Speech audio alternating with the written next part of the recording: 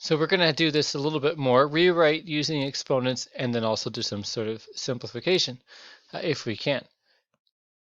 So A, we've got x, and then that's our 6 is our numerator, and 3 is our denominator, times we've got a 5 is a numerator, and 3 is a denominator. Now 6 and 3 we can simplify to 2, 5 over 3 we can't. But I'm actually not going to do that because whenever I multiply and the bases are the same, in which case the x's are both the same here, they're both x, whenever you multiply, the exponents can then be added. So we're going to have 6/3 and we're going to have 5/3. Now if I made that a 2, I need to get a common denominator, but if I don't actually simplify it, I can realize, well, my denominators are already the same. 6 plus 5 is 11, 3 is my denominator, and so I'm done. So the idea here is write it in radical form, write it in exponent form from the radical form, and then add or subtract, depending. So see here, C, we're dividing, so we'll subtract. At the exponents, we'll simplify our answer for the very end there, 11/3. And if we have to simplify, we can. And they might ask us, can you rewrite it in radical form, in which case I can. The 3 is the denominator, so I'll put that as the radical, all to the power of 11. So it just depends on what they're asking for.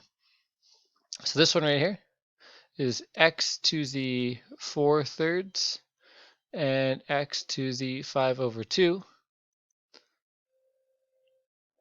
Because I'm multiplying and they're both x's, I can add the exponents. Now, this is a little bit unfortunate because they don't have a common denominator.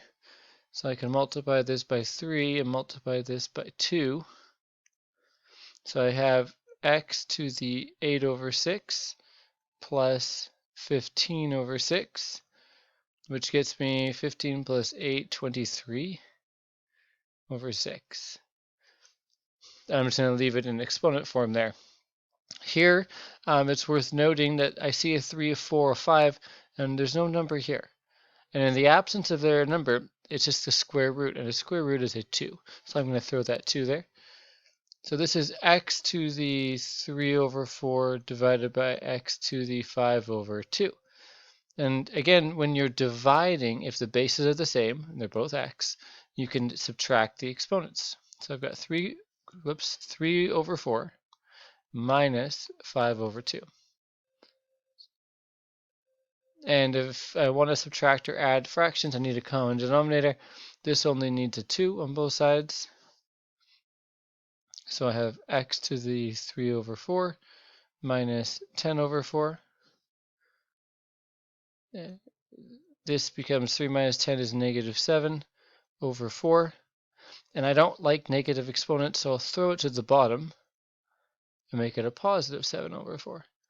The bottom of what, you might ask? Well, this is actually over 1, so then I can bring this down below. And lastly, we have D. So I'm going to start by rewriting them. So x to the 2/3 times x to the 3/, well, it doesn't actually say, so that's going to be a 2. 3/2, and then x to the 5/4. Now, when I multiply and I add, and when I divide, I subtract. So I'm going to take my 2/3, and I'm going to add the 3/2, and then I'm going to subtract the 5/4. So now I need a common denominator between 3 and 2 and 4. So 3 and 2 can both work for 6, but 4 doesn't work for 6.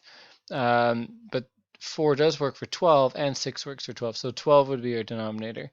That's common. So that will need a 3, this will need a 6, and this will need a 4. So I've got x to the 8/12 plus 3 times 6 is 18/12. 5 times 3 is 15/12. And then I can simplify this. So 18 minus 15 is 3, and 3 plus the 8 is the 11. And that can't be reduced any further.